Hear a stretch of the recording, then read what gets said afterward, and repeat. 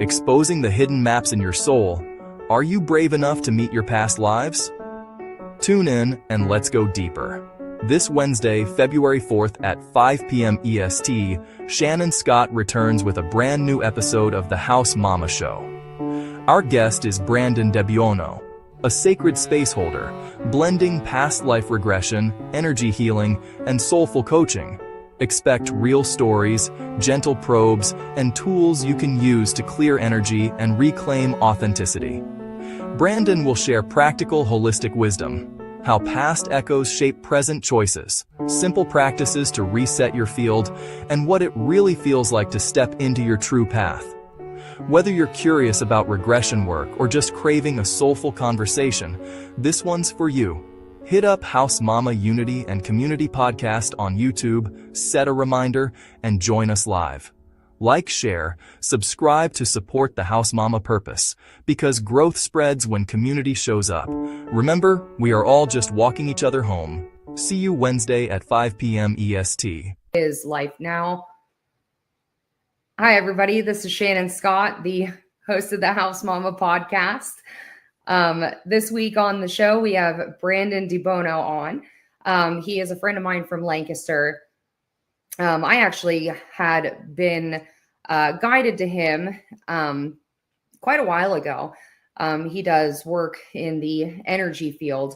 I actually didn't even know fully what he did, and I still don't. So we're going to be learning about him together today. I thought my assumption, which I don't typically make assumptions, was completely different than what he actually does. I do know one of the things that I'm very guided to him with is his past life regression work. My guides actually have directed me towards him to do my past life regression. My guides are very particular about who I work with, especially when it comes to my own personal life journey work. So clearly, if he's, someone that my guides sent me to and I was trusted with, then yeah, I'm trusting of it myself. So we have yet to do the past life regression, but I am really excited to do it. So we are going to learn about him together today. So last week we had Forrest Lang on. He was the author of the Angel Blue book, A Redemption Story. He spoke about his past, his current life, all of the, healing work that he had done. And it was a very beautiful show. Very personal to me as well, because we, share some same, qualities in our story, which, I mean, at the end of the day, we're all very much alike anyway. So right now we are going to do a replay from last week's show.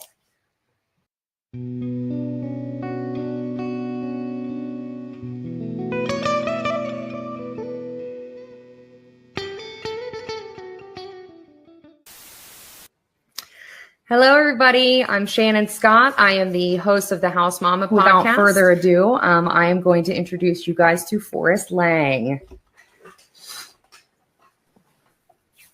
Hi.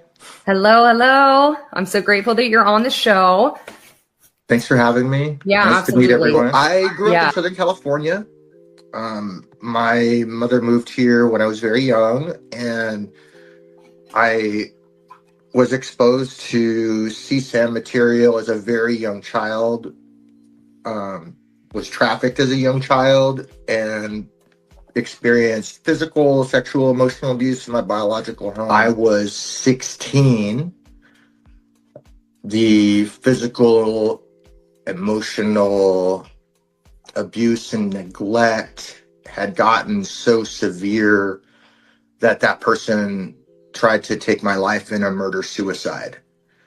And I stepped out and over the threshold of that foster home for the last time at 16, and I was on my own. Wanted to forget everything that happened. I wanted to forget about the dirty homeless teenager that I had been and just be successful. And then I entered another layer of therapy and remembering and EMDR. Yes, I did EMDR. In the process of that, I wrote Angel Blue, A Song of Redemption. Yes. And part of that, I guess, was for me. I guess everybody does those things somewhat for themselves. Mm-hmm. but I felt that it was what was happening to me and the good stuff in my life made it relevant so that it would help other people. You are Yes. loved. Mm. You are enough. You are valuable. Your life is a precious and priceless gift. The chances of your birth are about the same as winning the lottery 4 times in a row. Your life has meaning. Your story's not over. And if you're hurting, maybe just let us love you back together for a little I'm while. very grateful for you. Grateful for you too. Really. It's not saying that I'm grateful either that you experienced what you experienced. However, I didn't think that. yeah, I am. The world needs you. I appreciate Forrest. I appreciate the power that he's putting back out into the world. I appreciate the understanding that he has, not only of his own individual and personal spirituality, but of his own healing journey.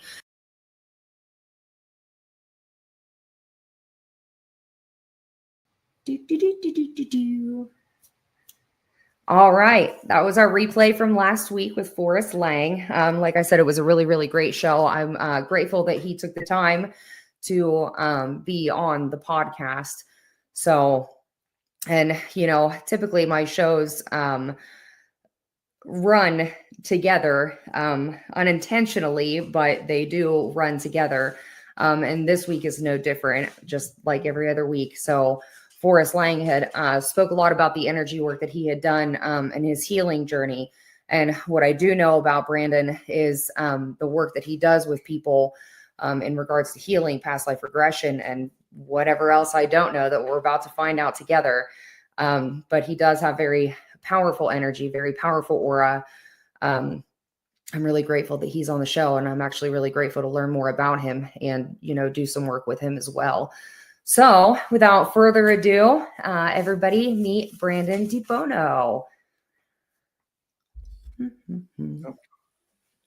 Hello. Hey y'all. Hey Shannon. Nice to be here with you. Yeah, I'm glad you're on. So I actually don't know anything about you like I thought I did. So I'm really excited now to learn, you know, more about you.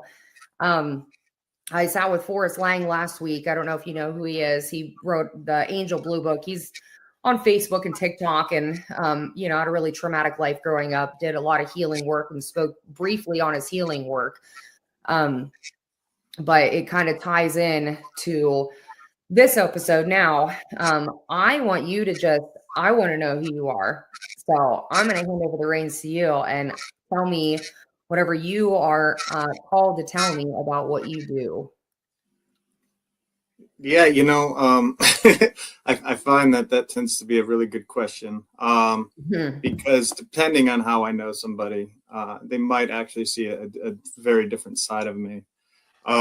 It's also very frustrating for people in some contexts. So it's like always asking, like, I was told to talk to you and you can help me. So what do you do? Yep. And well, that's interesting because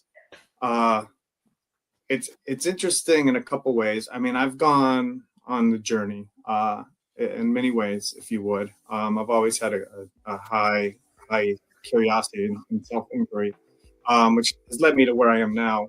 But when I really try to think about it and who I am now and who I've been, which is why it's always a fun question for me too, because I'm always finding out who I am. Because yes, I've continued most of my adult life. I've been in a different place, doing different things with different purposes that are very different. A lot of versatile in the communities I'd go to. What I was interested in, you know, when I was younger, sometimes I was just running away from things. But right. As I grew older and as my journey grew, I started to run towards things. And I think that is one of my biggest benefits for folks is I have been a lot of things. Right. So being able to relate and such, but also to know, like, at a fundamental level, stewardship is kind of like my goal. So I've always, asked the big questions ever since I was little, where are we from? What are we doing here? All the religious and philosophical questions. I kind of like made my job to answer and to integrate what that was to me. Right. When I was younger, I always had great support. I mean, I had an awesome family. It was always kind of a little bit different, and people allowed that to be. So I always had that opportunity to just not play any stories about who I should be. I always had the opportunity to just be whoever I wanted to be, which I think is huge when I look at a lot of struggles people are overcoming. But mostly, I mean, I'm Brandan. My interests change all the time. I mean, I do construction work. I'll do energy work. I'll go volunteer and play. With the kids in the rivers and just kind of like be out in nature. I mean, I'm very drawn to the natural forces and basic elements of the world. So, I've always just had a passion to help. And I think that's why I learned to do all the things that I can do now. And I'm very versatile because as I was just grew up and just helped others and helped myself and just would be thrown into an environment. And I'm like, all right, well, we're all on the same team here. I think so. Right. My whole thing is just being so human, but it's such a basic concept, but it's such a difficult journey to understand because the identities that we tend to build upon, we continually, associate being these soul,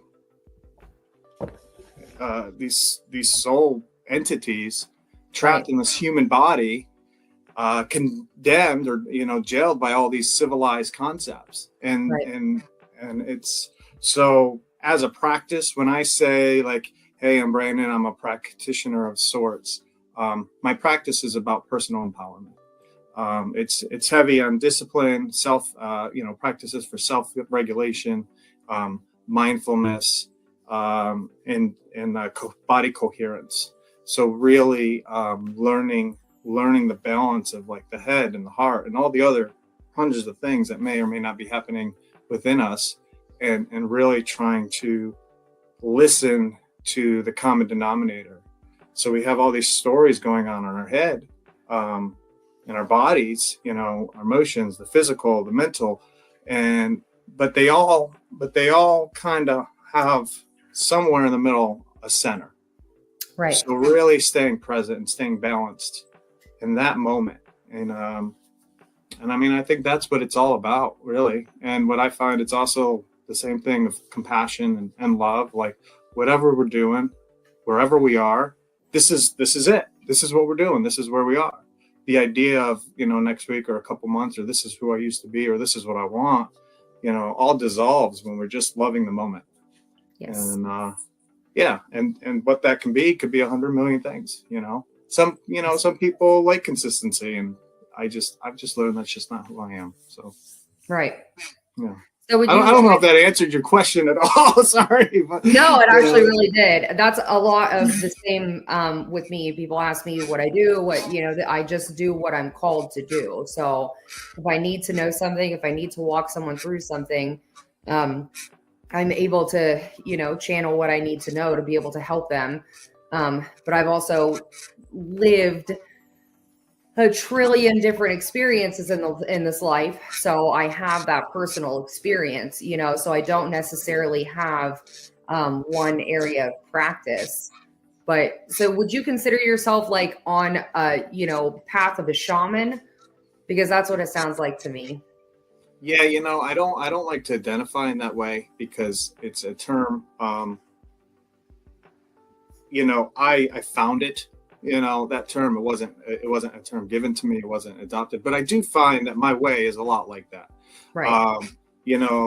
Like the way of like a bodhisattva is very kind of like a cool thing I look up to, try to be, the compassion of Christ, Yes. I just like to look at things like, these are kind of what I'm going for. And then I try to be honest about, I'm just a human in the process too, not Right. to let the ego overtake it.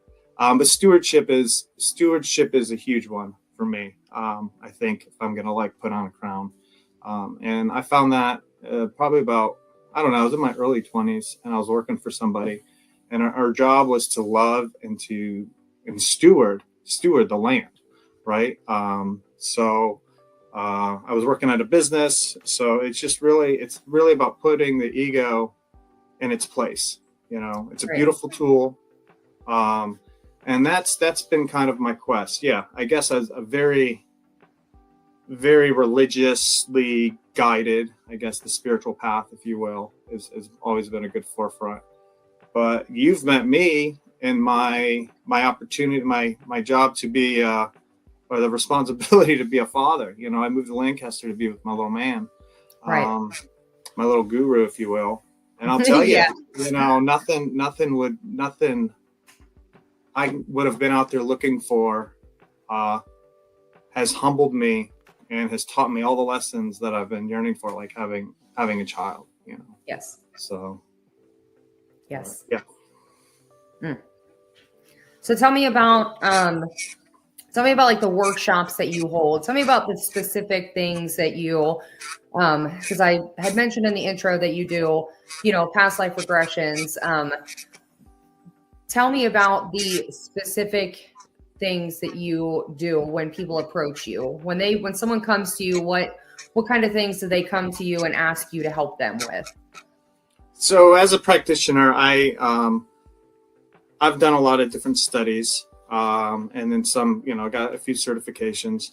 I really started my professional journey, if you will, as an massage therapist. So at the time, I was doing a lot of studying health and wellness in the body. Was Right. always a big interest to me. So I was always studying it, always fascinated to learn it. I had this question in me. I'm like, what I feel in my body is just so different what I hear from everybody else.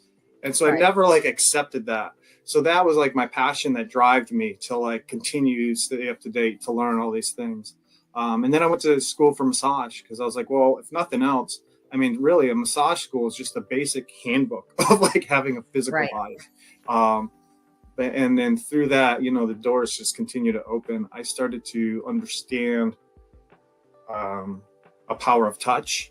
It was really fascinating for me to have experiences when I was just so logically trying to I was so into the anatomy and the physiology, and I was just always so mental about it. And then being able to just have these experiences with these clients and having things in my head and things like, this isn't mine. Where is this coming from? And I talk to a client does this name sound familiar? Or does this feeling sound familiar? What's going on here? And people, and just I'm like, there's something going on, Yep. So I found more. I eventually, that led me to working with Dr. Norm Shealy. I have a high respect for this man. I think he is a popular name for anybody who knows anything about doctors and Western medicine. He was also the founder of the American Medical Holistic Association. At the time, his protege, Dr. Sergey Sonin, who was recently, I think in the last couple of years, voted the #1 holistic doctor in the world. Just brilliant people. Yeah. But for me, so I'm certified with him as an advanced holistic health coach. And it really focuses a lot on just the fundamental, basic health habits, y'all. I mean, they're so easy that we just don't want to do it because mentally it's yeah, I know we want to do these things. But really, so, working on stress and pain management, who I also trained with my past life therapy, or, age regression. And then I've gotten into the energy work field. And then I've also been certified with HeartMath Institute to provide coherence. So empowered wellness is kind of my like title, if I was going to give it to somebody. What I'm trying to do is I'm trying to meet you, I'm trying to hear you, and I'm trying to assist you in finding all those answers in yourself, because that's where the power is. Because there's a sense of willingness that we really need people to go through, because otherwise they're just chasing, distracting. And so, when I work with somebody, I am vague. It's very intentional, actually. But also two things. I don't want to create the paradox. I don't want to create this paradox of session and teacher. Like, I'm just your friend, man. I'm just trying to see you for who you are, support you. And, if you're somebody I don't agree with this part of you, then we're not going to do those things together. So I really just tell everybody, I'm here, I'm your friend. A lot of the reasons I got some of the training and certifications, it's always just been my passion.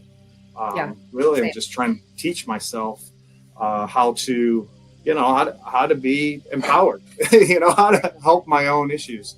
Every physician and therapy and all kinds of different things, they all have their place. What's important is to help see what's going to move you forward to where you're trying to be. If you're trying to be anything at all. But, and I really appreciate your compliment for my intro. My biggest thing is I had an opportunity to live in the woods for about a year with a small community. And I got to really connect in a lot of ways. And really, the question is like, what is love was really, really important to me. And then I found how important it is, boundaries and love, how much they coexist so well together. Very much. So I was like, how can I truly love somebody? How can I truly even meet somebody if I'm carrying all these stories and these, things inside of me that are just clouding that vision? Right. And so, not that, trust me, I'm no clear like crystal beaming light in the world. I'm a sludge of all kinds of things, and I love it. I love being alive. I love the experience of life, and but it's so important for me when I am with somebody, and really I try to be present in all moments. But I'm good and bad at that. But when I meet somebody, I want to see them. I don't want to see who I want them to be. Right. And so when I meet with people, I think that in itself has been really therapeutic for a lot of folks. And I am. I'm great. I mean, I'm a great hands-on practitioner, a good energy worker. I've learned to kind of really listen to like the body's tissues and cells and the movements and stuff, and just be guided in that way. But then also really how to work with the energy, and the same thing. The more transparent you are and honest about, the self, at least I think, the more you can stay out of the way of helping, assisting somebody else. Right. And again, that's just really giving them the power back, you know? So the more transparent of a vessel that we can be, for somebody to just be in your presence and to share anything, share their story, share their, existing in front of you, however that is a type of willingness in a way. So when, no matter where you want to be in the world, if you don't think the guy next to you is somebody you would ever want to see with, the only thing we got to think is like, well, we're in the exact same moment together. Right. So where's the value there? So, and I do a lot of coaching, I guess, or offer to do a lot of coaching. Right. So that's the health and wellness part. But then the other thing that I really bring in too is that we are human beings who have this whole internal universe, but then we're also in this world trying to hang out with everybody else doing the same thing, so we have these civilized natures, and so a lot of my couple years of like learning how I got into politics, learning how cities work, learning all of it, just to because that is who we are. And I just found that I'm trying to understand the government, all these really basic things, but really trying to know them on a very quality level, I guess, really understand, why do I listen to these rules? Why do I listen to these people? Why do I believe in these boundaries? And then digest them and be like, well, is that really who I am? And then the ones that I find that I don't, I just try really hard not to, be a part of it. And then really trying to find the balance of like, how do we just have a regular day, go get food, go live in anywhere, while you live in a city. There's a constant understanding of like, how are we relating in this world? And so I think when I talk to people, I like to really bring all this little mundane kind of day-to-day behavior patterns and really hyper focus on them, because I'm like, that is where the story is. That is where belief is going. That is where our body is either, excited to go out and do it, or fighting, being like trying to knock on your door and say, we don't want to do this anymore. And that's when the disease starts to kind of grow a physical presence in us as well. Yes, very much so. Yes. So what would you say was the turning point when you began this journey?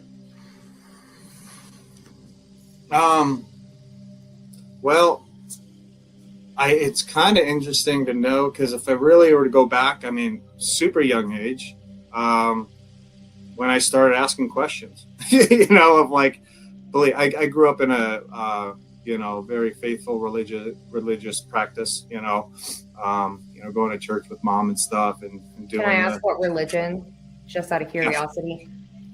So I was raised Catholic, born in New York, raised Catholic.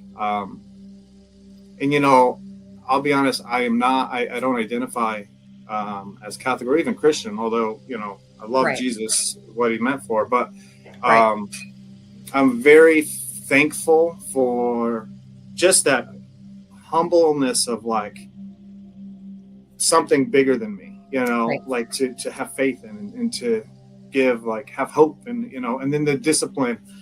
Catholics are very, very routine, very repetitive, very disciplined kind of faith. And so, in a way, by building those behaviors towards something, that something changed along the way. But so when I was very young and I started to ask questions like that, I think the very first question the one that really opened my door was like, forever. What is forever? We're going to die, and try to imagine what that is. And then for like a week straight, I was like maybe 6 or 7. I would cry at night thinking about this until I just was like too scared and went away. And then one day, I think, I was thinking about it, and I just realized, like, I can't answer that. I was like, even if I was intelligent enough to like give an answer, it's so beyond my understanding and limitations as a human being. And so to be humbled to this, just something bigger than me, and that, was a huge turning point. Well, I guess I want to say it was a turning point. It was a starting point, really.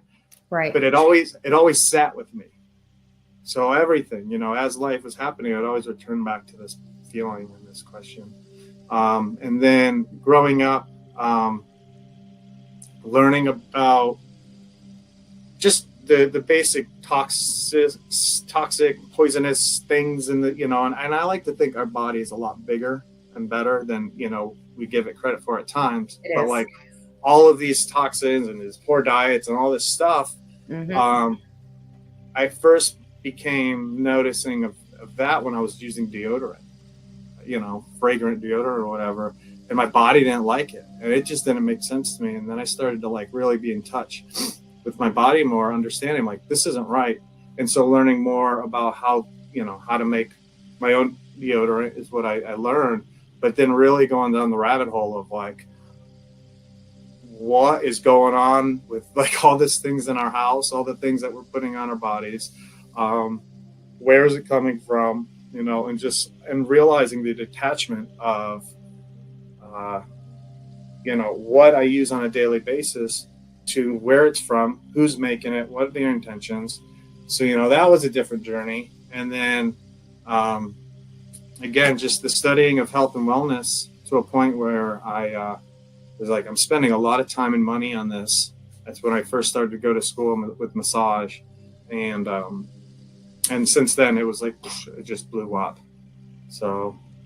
Yeah, once you take that first step and you have an interest in either the mind, body, or soul, eventually all three of them are going to come into your life. So once you master one of them, the universe is like, I see you, and they throw in the next two. Yeah, that's how it happens. Yeah. They're like, you're not done yet. Yeah, that joke that you think, just when you think you've done it all, right? Like, yes, literally every time. Again. I do that constantly. I'm like, God, I'm so glad the lessons are over. And then it's like, wham! You have something new to learn every single time. Yeah. God, I thought I knew everything. No, I really don't know everything. I know a whole lot though. Yeah, I love that. So you literally you walk the talk 100%. Are there things in your life still that you are working on as far as, your own? Is there anything, what do you feel as though you're working on to master next? Well, I'll tell you right now, to really humble myself, I have been the least desired me today than I have been in my whole entire life. Why so as far as things to work on, everything, really, all the time, why do I say that? Is because I got caught up with, I kind of fell into fear. I was very fortunate for most of my life to just be avoidant of what that meant on a true level. And I lost myself. Yeah, I think I lost myself. And so it's kind of fun in the sense of like, well, who I was is not, I moved here to be a father. And so up until like that point, I told people all the time, I'm like, I've done a lot of things, but consistency isn't one of them. Mostly with staying in like one place. And so, yeah, I really have been putting a lot of questions back into, recycling some old habits and core questions. And, when you have a little being that you're responsible for, who is kind of perfect, the weight of that and all the things that so I did, it's a different story, but long story short, I got caught in the fear. And I went against my grain, about who I am. Which is why I teach about the self-regulation and the mindfulness and the coherence, because the one thing I've always been able to do, whether I didn't, it took me a long time to understand it, but just really having faith in my body and knowing that we have, and I've always pushed my body, try to do a lot of different physical, feats, nothing one specifically I soared at, but even when we were younger, especially boys and kids and being rough, like beating each other, but like really just testing limits. My whole life, I've always tested limits. And so, yeah, when people are like, well, this is what the body can't do and this and that and all these other things. And I'm just like, wow, I don't think that's right. Like, let me go figure that out. And I did, but now, so one of the most basic things, I like to teach people, the tools like muscle testing. I don't know if you're familiar with that. Yeah.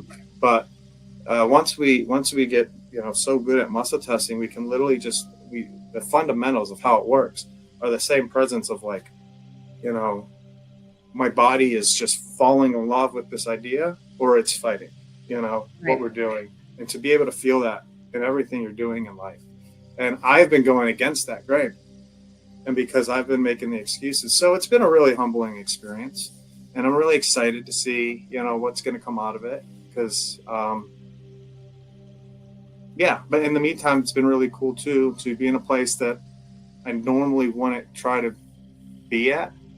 and really just falling in love with it, for what it is, and just being very grateful for what it is. Again, even though it's like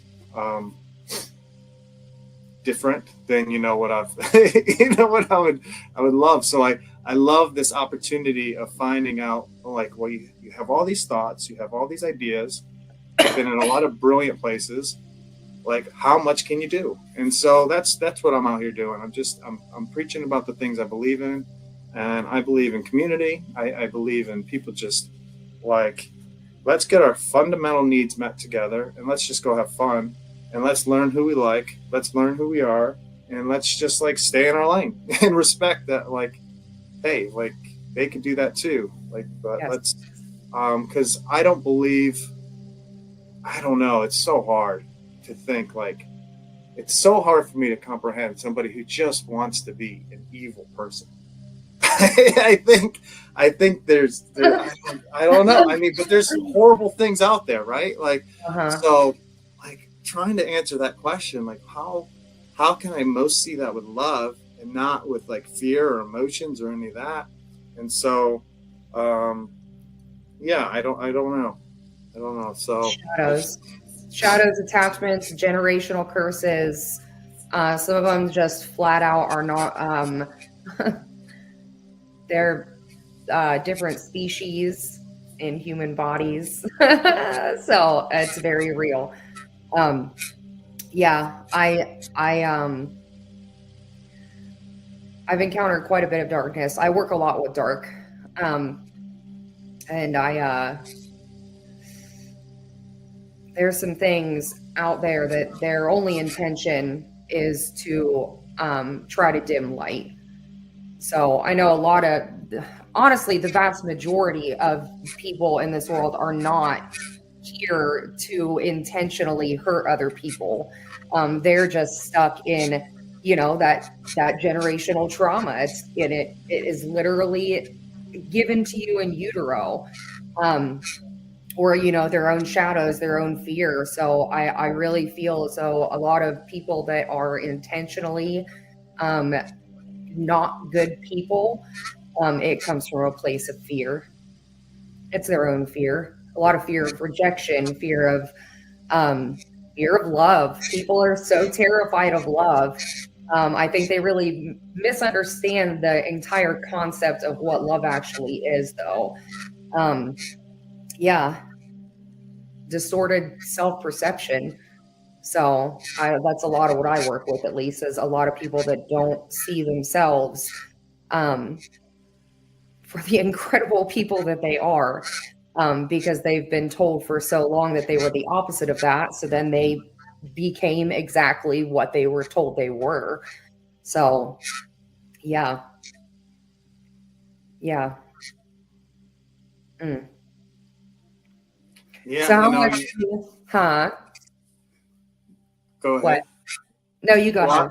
Go. I was just gonna say, I really appreciate how, because that's the question, right? Like, and I really like how you kind of laid it out. We have so many different stories and so many different, attachments to all the different reasons. Like, so many of us are holding this, and what I love is how much beauty most people really are. Yeah. I know if you look on and listen to a lot of like chatter, it's a lot. There's a lot of sadness, and there's a lot of fear, and there's a lot of anger and stuff that you could see. You really can't avoid it. So much depression feeling, and so, but I love how beautiful people are. Really. I had the best. Not the best time, but I just remember going to the grocery store and being so grateful. Literally this week, I was like so excited that I went to like 3 different interactions, 2 different counters, and the cash, but everybody just that day was just so excited about it and did such a good job at being their job. And I was like, wow, I love this. Like, it was the most basic kind of nerdy thing like I could be saying right now. But I was like, I went to Kroger and I was just like, dude, the guy at the deli counter was just like loving answering the questions, like sharing his stories, like just being humans together. And I was like, cool. And then, just the lady at the, I don't know, man. It was so cool. But anyway, sorry. I'm very much appreciating that. But yeah, that's what I kind of like, I appreciate you pointing out is all those stories, right? Mm-hmm. That are inside of us. So why do so many of us, overcome those, and why do so many of us don't? So Fear. what is the evil? What is the pain? And it's just like, and I think it's that weakness to those stories that hold us back from being that beautiful self that we need to be. Yes. And so by support, and so my thing is like by supporting people, and again, seeing people for who they are, and not letting, not being nice. I mean, I wouldn't really say I'm the nicest person, I'm not either. I'm gonna love the hell out of you. If you ask for anything, I'm gonna help you. Like that's all I do is help people, because that's what it's all about, right? And then just making sure I'm taking care of myself so I can do it appropriately. And so, and that one's a good balance right now. I'm not on that one, but yeah, I'm still doing the things, right? Yes, you really are. You really are. I always say I'm a good person. I'm not a nice one.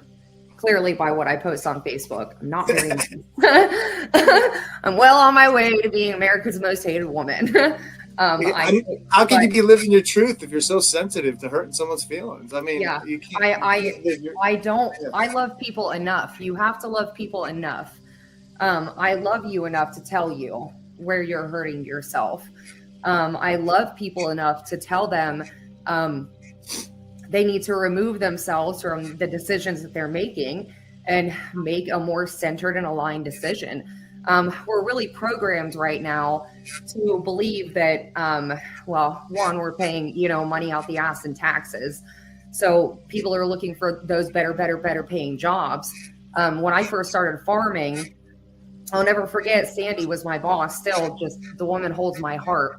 One of the most important things that she said to us was that she's not going to place someone, even if you know the job, she's not going to place you in that job if it's not something you enjoy doing, because you're not going to A, live up to your potential, and B, be happy. So a lot of people are really stuck in that just doing what they have to do to survive. And they're in miserable jobs, they're in miserable relationships, they're not happy with themselves, because they're not doing what their actual purpose and love and joy really is. So, but it's really hard to break people out of that, because, man, you have to survive, you have to make money to survive, but people are way too deep in survival. They're not doing what they're called to be doing, what their heart wants to do, what their soul wants to do, what makes them genuinely happy. And people are also really afraid to talk about, the things that have hurt them in their lives. I am not. My family was terrible. All of them are still very much alive, and they all watch my podcast. But yeah, the things that I had to realize that I was very much a scapegoat in my family. And for years and years and years, I was chasing a relationship with all of them, individually and independently. And I just had to shed that skin about a month and a half ago. I actually went and sat with two pastors at a Baptist church for about 3 hours and went through deliverance. And not because I'm religious in any way. I've actually had to sit with a lot of people over the past 2 years, all in their own respected denomination, because, my biggest journey is learning about the kingdom of God in its entirety. But what I found out about myself was that, just like Mary Magdalene had 7 demons rid from her, they were all her demons. It was her shame, her guilt. You know what I'm saying? Though, man, I have never felt something as powerful after all the work that I did. I mean, pretty much my entire life. It came down to, realizing that I was living as the person that I was told I was. And that was not in any way who I am or was. I really learned my worth.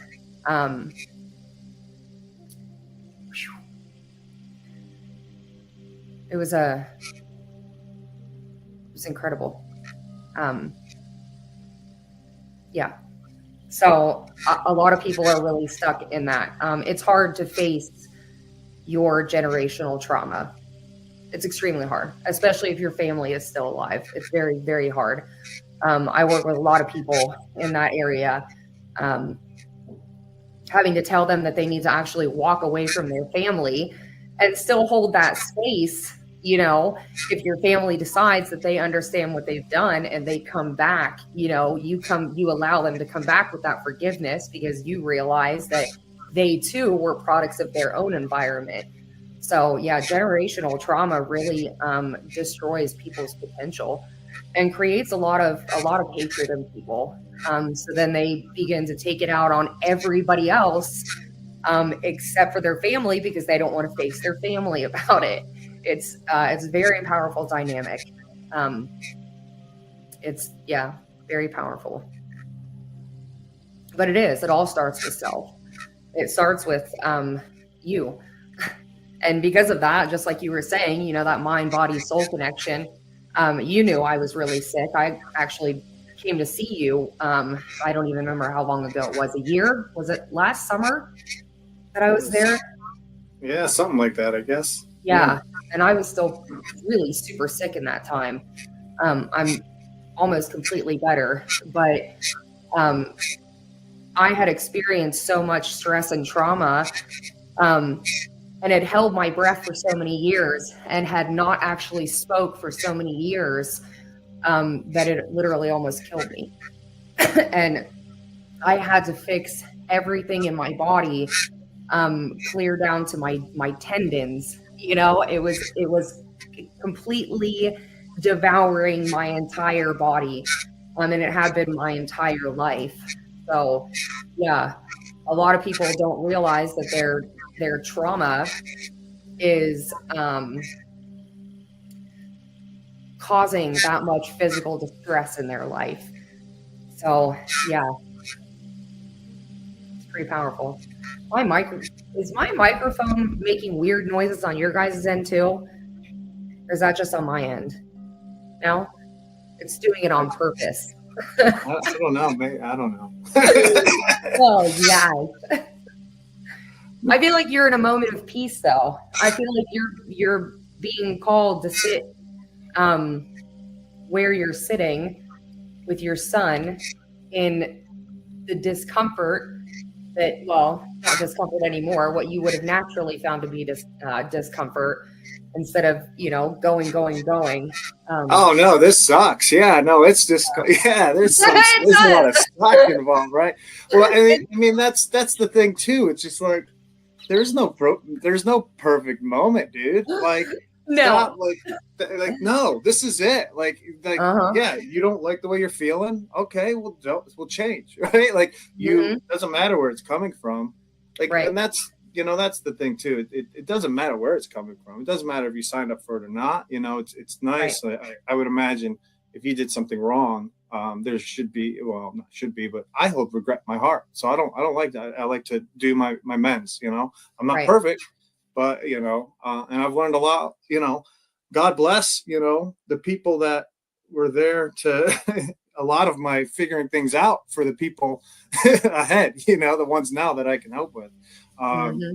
So, but what you're saying, it does run deep. But that I guess is what I'm thinking about. I mean, if we know enough that once we're aware that it's there, it doesn't matter. We got to do something about it. Yes. And I mean, family, geez, good luck. That's like the hardest one to deal with. You're right. Like that's what they say, or that Buddhist saying. It's like, you think you found Zen until you go home or something. It's just like, just when you think, you're the highest level, go back to your parents, but I do find that there's a way. I do think there's a balance. A lot of times, yeah, it's definitely taking space, but that's why we have to own our stuff. So we can be like, because once we're still holding on to it, we're giving it back. We can't have those honest conversations. Once we accept, like, okay, this is who I am, and this is what I don't want, and then this is what they think, and this is what they're saying. Okay, is that true or is it not true? And then you're not kind of creating a pattern where it's just like back and forth, back. It's just like you could just stop it in its tracks and move on. And if we do that enough, you know, to the people in our lives we're never going to say goodbye to, right? Like, Yes. And also the people we love the most are the ones that drive us nuts the most, right? You know, so those, because there's gold there, you know, that's our lessons. You know, that's why, you know, so with past life, you know, it has me answering a lot of questions. When I do past life therapies, I don't go big into the reincarnation of things. You know, the stories I've heard, I mean, it's hard to kind of say that there's just something not bigger happening, you know, but I like to focus on what it's doing in the body. Yes. And so you know, prior to this, you know, you said you thought I did more work with Carl Jung, but I collaborate a lot with somebody that does. I work with Carl a lot, and I find that system fascinating because you know, the shadow work is big. It's huge. It's a huge just mind of all the things that we want to work on and do better about ourselves and figure out. But there's that trick too. Like once we know, like we can't unknow. Yes. We've learned to bury things, but you know, once you know, I feel like if you're the one, and look at you're doing it right, you're doing the thing, yes. You're shining your light, you know, yes. And so, and that's I died, right? I wasn't dying, man. I know that much. You're doing it. You know, some of us are just trying to see things that, you know, I guess others are trying to avoid. So it's like, shit. But hey, we asked for it, right? So I guess so. You know, I don't remember this conversation, but apparently they told me it happened. No, yeah. I had to learn what I know. Yes. Okay. They're like, shh. Yeah. I had to learn everything that I learned in this life for a very particular reason. So, yeah. Hopefully we're done now, though. Hopefully we've learned enough. I don't ever want to think I'm done, right? Where's that? But I guess, you know, yeah, I mean, I signed up. That's the thing. I mean, I joke about like, oh, I'm miserable, but really I'm not miserable. Right. But it's been the most unhappiest I've been with myself. But I mean, I love myself. I mean, I'm cool. I'm not perfect. And definitely I don't love where I'm at and what I'm doing a lot, or some of the things, but that's my choice. Mm-hmm. Every single part of that I chose. Like, I like to get it out, but I put myself there. Right. And that's where I think I've been unique from most people who, I find like people around, you know, I don't know, maybe in general, maybe it's just where I'm at in life, but I've been able to escape that my whole life. And now I'm kind of living the life most people like graduate high school and boom, they start doing this traditional thing. Yeah. And so I am just so thankful. I played to be an idiot so long before I had to like have this step of like this part of the journey. And so I mean, I'm a hell of a lot smarter than I would have been. And so I'm very thankful.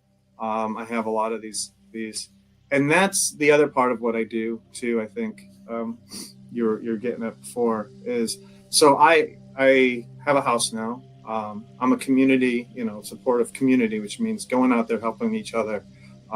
So I work in this festival, the Grassroots Festival, where they have this healing arts group that I'm a part of. And I just love the concept. So I try to bring that here. And so the way I see it is healing arts is a group of people throughout a musical festival. They've been doing it forever. And Joanne, who I have known to run it forever, it's like the whole thing is like, okay, here's the festival. We are the light workers, the healers, you know, that's the big part of their community.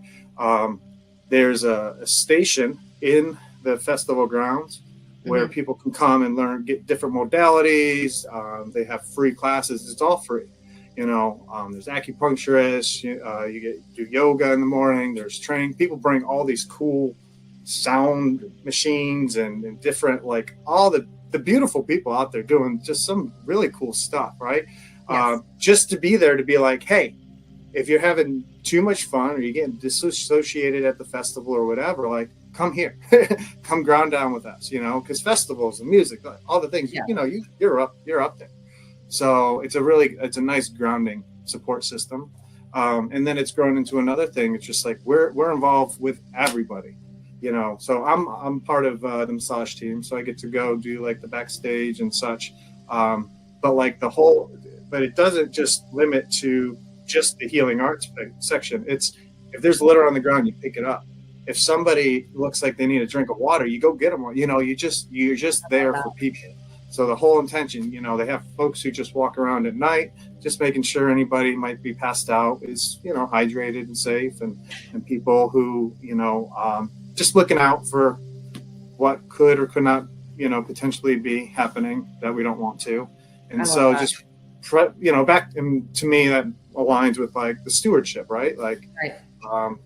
And so I'm trying to bring that here in the community by opening my house, be like, hey, I mean, I got a life, you know, but I try to find it important to make time to open up my time to help others and to offer my space. So we host classes here, events, you know, I've collaborated with a few others. So I really try to find somebody, oh, you have a passion? Cool. Well, let's go teach it to the world. Like everybody wants to know these cool things. And so just bring people together. Yes. So, yeah, the healing arts is just a way to really connect a core group of people to really start spreading that into the day-to-day. And I think, you know, this town, there's a lot of that. There's a lot of beautiful heart in this town. Yes. People just really just loving and supporting. And at least that's what I appreciate and keep looking for. And I'm just trying to do the same. You know? So what's your future look like? In which part of it? I don't know. All of it. All of it. What are you going to do with your work, with your energy work? What's your plans for you? What would you like to, you know, focus on next?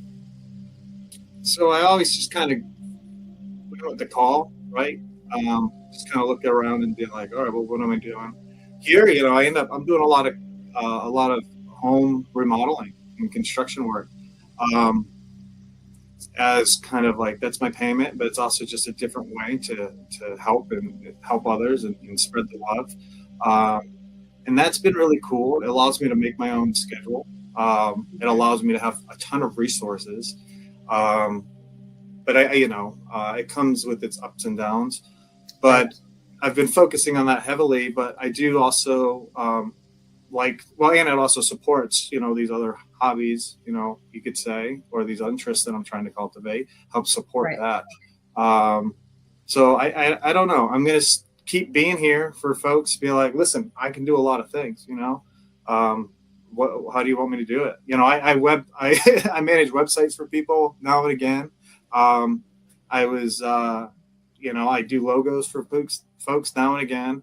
You know, I have a graphic design degree. So it's like, hey, who are you? You know, you need me to, help you do this, or, you know, where's your passion? Like, let's just support each other.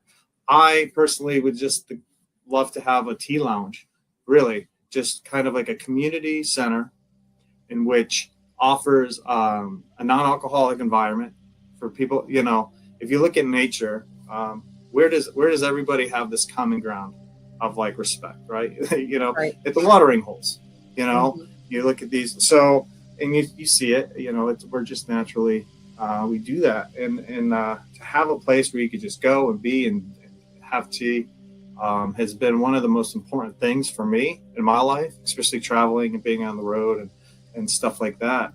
And so I'm just trying to bring, you know, it's something I love to do, and I'm trying to share that. And so it's a place where people can congregate, learn from each other, host classes and events. So really everything I'm doing is kind of leaning towards trying to establish kind of a brick and mortar place like that. I keep hearing you should teach. Well, I mean, I know some things.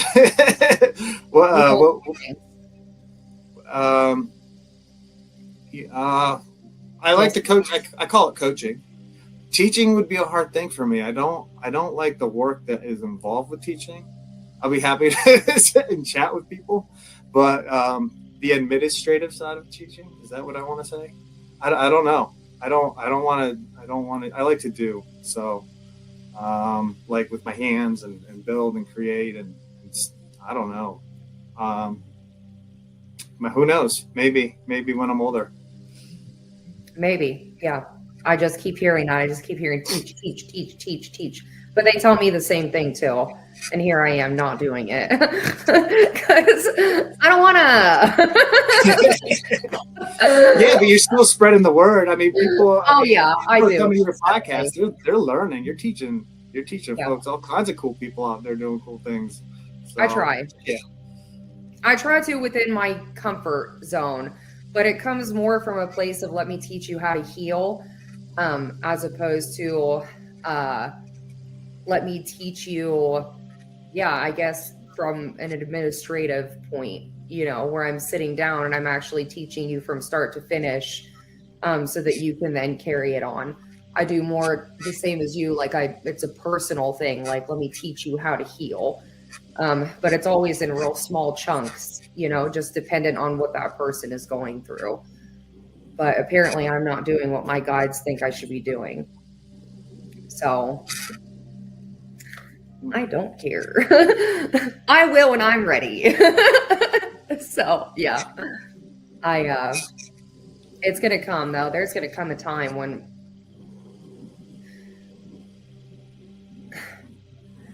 people that are blessed to have such a plethora of knowledge, they're keepers, and that's for a reason. There's going to come a time when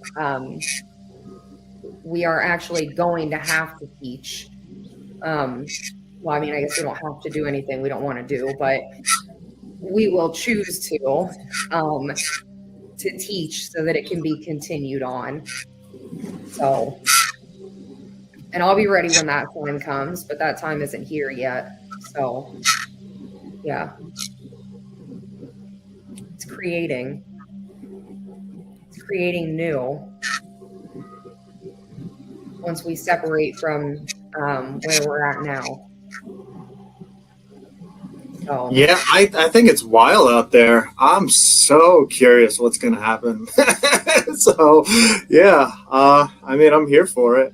I don't know where else I'd be. So, Right here for it. I'm here for it. Yeah. I mean, it's going to be like anything that, ends there, there's destruction and ends.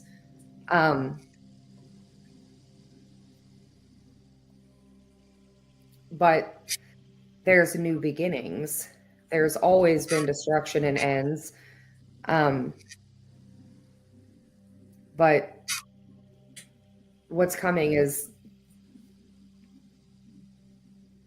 a very beautiful thing. That's all I'm going to say about that. I could say so much more. I'm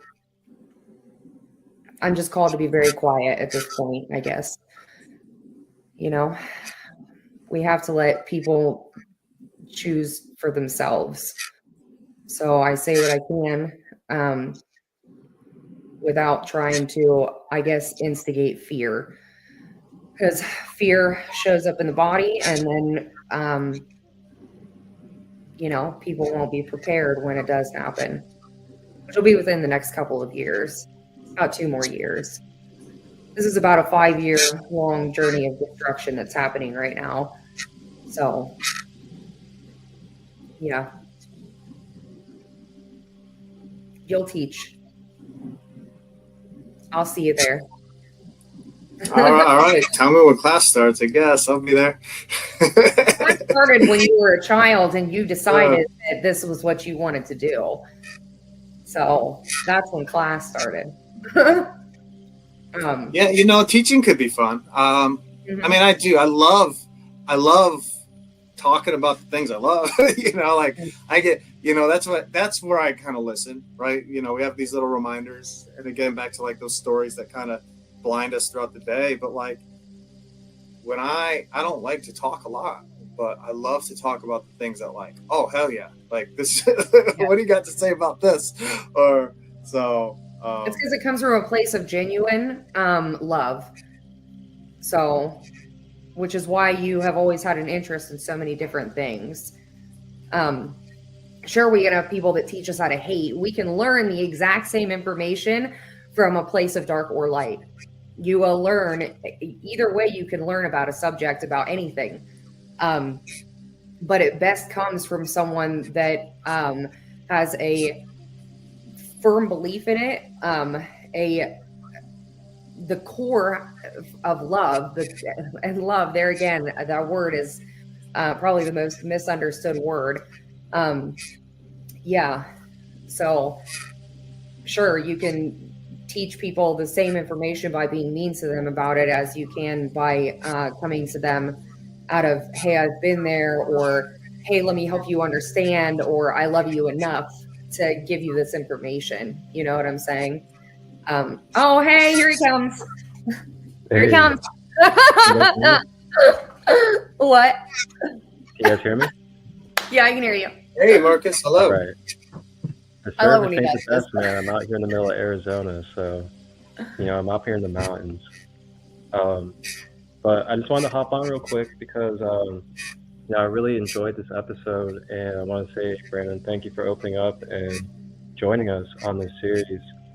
There's a lot of similarities in our path of the way that we intend to do things and the way that we move, especially when it comes to service of others first and community, and just getting the picture of, being the self that is a part of the whole. So, putting the service to others is putting service to self as well. But the reason why I wanted to come on is because I would love to invite you to have a conversation after this sometime and talk about the things that we're doing for community, because I'm someone that's very passionate and base my life off of building community, whether it's local or around the world online. I also have a community that Shannon's a part of and many others, and I think it might be something that we could definitely resonate with. So I just wanted to come on. Thank you for your journey. Thank you for this episode. Shannon, thank you for hosting. And yeah man, I'd love to talk after if you feel open to it. Yeah, I'll be around. Thank you guys. Thanks for having me. This was fun. I appreciate it. It was fun to do the thing with you, Shannon. Yeah. You're going to be teaching. So I hear. Yeah. I know things, a couple things, one or two things. Yeah, you're going to be teaching. Well, I look forward to catching up with you. Well, thank you. Yeah. Yeah. We need people like you. And this is going to sound very strange, but this is preparation for what's coming. There has to be a rebuild, and the rebuild has to be from people. Jesus said, light as a feather. Is your heart light as a feather? I've worked with a lot of spiritualists that their heart is very heavy. They're very angry. I don't care how much information they know. I don't care how many certifications they have. They're very angry. They're very aggressive. They're as much, you can be so open-minded that you're actually closed-minded. So they really, really do truly believe that people should be punished because they don't understand, because they don't know. They're very aggressive with people that think differently than them. And I see it a lot. There's no forgiveness. There's no understanding. They preach community, but the community is based around only like-minded individuals. And it's actually very dangerous. I've spent a considerable amount of time lately actually called to look for people that would be part of a rebuild. It was one of the things that I was told I would be doing when I came out of that surgery, which it'll actually be 2 years on February 8th since I had that surgery. So yeah, you are definitely one of the, you're preparing for that. Surprise. So you think what you want, you can sit with that. But yeah, when it does happen, and it will, we have to have people that have hearts that are light as a feather. I've said it once and I'll say it 100 times. I sat with the man that raped me, after he had some very serious medical conditions. And he had gotten a hold of me. And I spoke with him. I sat with him, from a place of complete and genuine love. And I very well could have held on to that. He offended me. You know what I'm saying? And it's not that I defend what he did, obviously, or I'm not giving that, opportunity to other people. But I understood that my heart was light as a feather in that moment, because I didn't speak to him for decades. And then he gets a hold of me, and I was immediately there, because I don't know the pain that you had gone through up into your, through your life, that then made you decide that you wanted to be a violent offender. But if you have now come to a point in your life where you realize your wrongs and you're trying to figure out how to get to a better place, yeah, I'm going to sit with you. I can help you through that. And a lot of people don't have that, ability. It takes a lot. So and I say we, but there's millions of us. We have to have hearts that are light. So to be able to teach, how are you going to teach a world to be in 1,000 years of peace if you don't have peace? It's just like I work with, witches. I'm a, honorary witch. People say I am a witch. I am a witch. But they call me a loving Christian. I try to teach witches that black magic is completely unnecessary. Chaos magic, black magic, your gifts and your skills, by all means, the definition of a witch is the keeper of the earth, So you're supposed to be the keepers of the planet. We don't need black magic. We don't need chaos magic. And it actually does not need to continue on. There are people that carry the darkness. They're trusted with carrying the darkness. And yeah, so any idea of 1,000 years of peace is not going to come from continuing a history of violence. So yeah, you'll be teaching. Yay. Yeah, come to my classes, y'all. No, but seriously, it won't even be like that, though. It won't be like, in class, like classes in session. Well, I do. I mean, I do. We do events and stuff all the time. And so I'm like, come on, y'all. Like, let's. No, but really, yeah, those are good. That's exactly what it's going to be too. Healing is going to be free.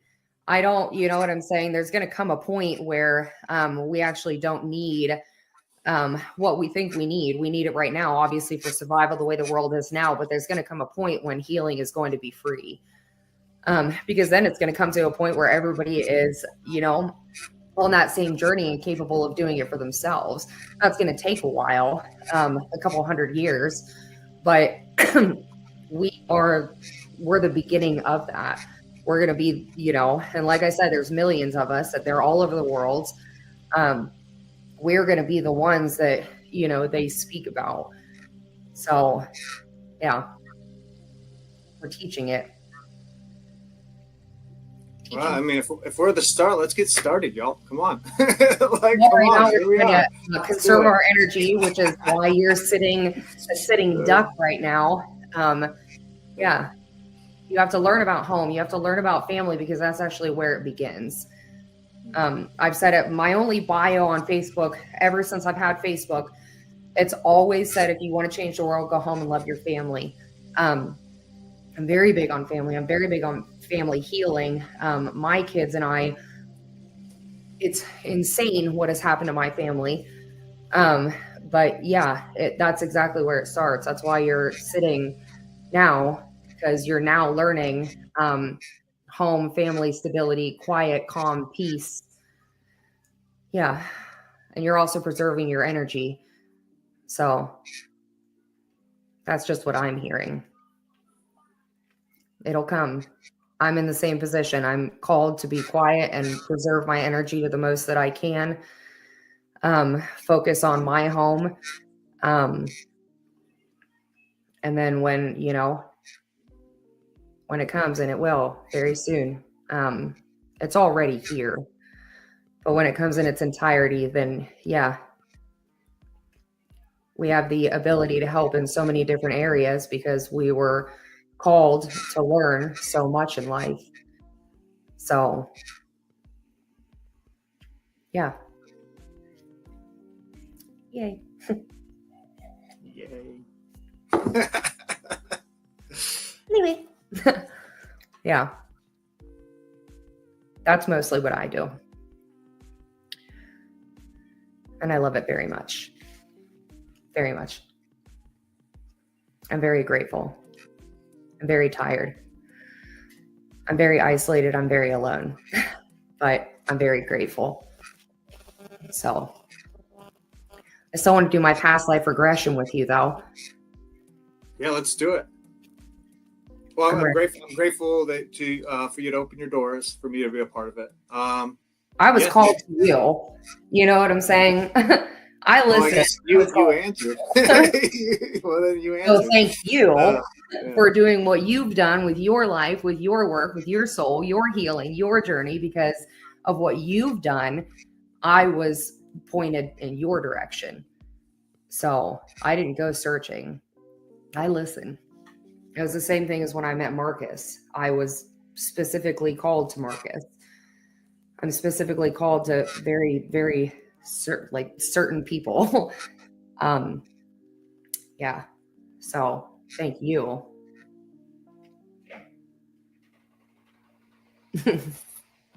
I love your humility. I really do. So what do you want to say? What's your ending want to say? Okay, bye. Shut up. Oh, come on. Everyone always gives a real heartfelt, ending. I mean, wrong. I gave my heart during all of it. Thank you for me being here. Yeah, I mean, I'm here. I'm here for it. Whatever's coming, I'm here. Yeah. I mean, if I can help anybody in any way, there's ways to find me. So, yeah, no big power punch message here. Just thanks, y'all. Humility. I appreciate you being on. I want to have you on again, though. Just so you know, because I need you to teach people. All right. Well, I guess I'll see you next time. Yeah. Yes. Thank you for coming. All right. Cool. Let's do it again. I appreciate you, man. Yep. Same. All right. Same. I'll see you later. Man, that was lovely. Yeah, like I said, I 2 years ago, almost 2 years ago, February 8th, it'll be 2 years. I've talked about it very briefly. I had my shoulder surgery. I woke up out of that surgery. And I had numerous premonitions. They've all come to fruition. But my guides told me to heal quietly, that my healers would heal me. And I had no idea what that meant at the time, but a lot of those healers that I had encountered were lessons. I had to learn discernment. I had to learn a lot. But very few of those people that I have come in contact with were people like Brandan. People that I was called to because I knew that they would benefit my life, my journey, my understanding in a completely different way. I talk a lot about, we are here for a reason. We knew that we were going to be coming here. We knew we were going to be living these lives. It's our soul's journey. And we come here with no memory. I have not been allowed to know things until it was time for me to know them. So I was very, very grateful when I actually kept seeing Brandan popping up on my Facebook page over and over again. I was like, I don't know this feller. But then, it came about that he was someone that I needed to know. I remember asking him, what can you teach me? I'm supposed to learn something from you. And I very much am when I'm ready to go do my full past life regression. That's who I was called to do it with. So I'm very grateful for the people that are on this show. They have something very special, very beautiful that they can teach the world. And Brandan's no different. He has a plethora of knowledge, very humble, fantastic aura, great energy, love for community. It's everything that you would want from someone when you need someone to go to that is a safe healer. I'm very particular about sending people I know to healers because some of them really are dangerous. Just to be completely honest, they're dangerous. Brandan's not one of those people. I'm very grateful to know him. And I'm grateful that my guides led him to me. I appreciate the work that he does, with the mind, body, and soul. A lot of people want to heal, but they don't understand that a huge part of your healing is how you take care of your physical body. If your physical body isn't in alignment, then you're not going to be able to fully heal the mind and spirit. It really is the trifecta, So, and it's a lot of work. So yeah, I'm extremely grateful for his knowledge.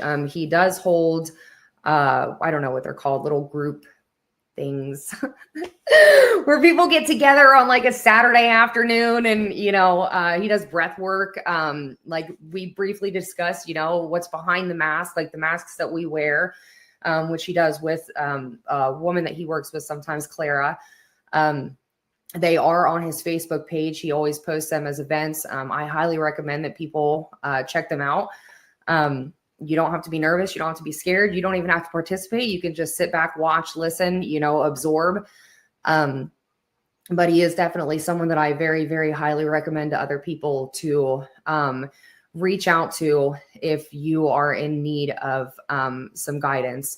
Even if he hasn't studied it, I am certain that the information is going to be given to him. When you have that kind of knowledge, it's not hard to move through your mind rather quickly and come up with the actual truth of what the solution is that you need. That's the glory about practitioners like Brandan. It's a gift, and he's very gifted. So I'm going to cut it off because you guys know I'll talk for 87 more minutes. I really appreciate you guys watching this show today. And if nobody's told you, I love you. And we are all just walking each other home. I'll see you guys. 5 days in Costa Rica paradise with mind, body, emotion ceremonies for only $1,666.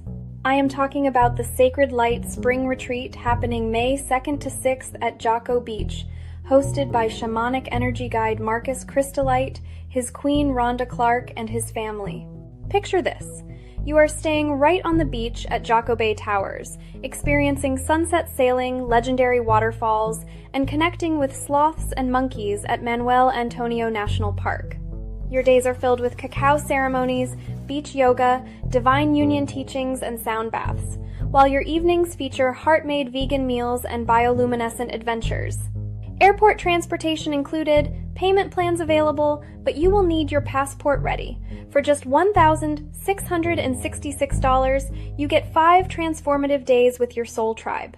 Quick spaces are limited, so register through the Jotform link below or visit li.sten.2 Sacred Light Retreats. Questions?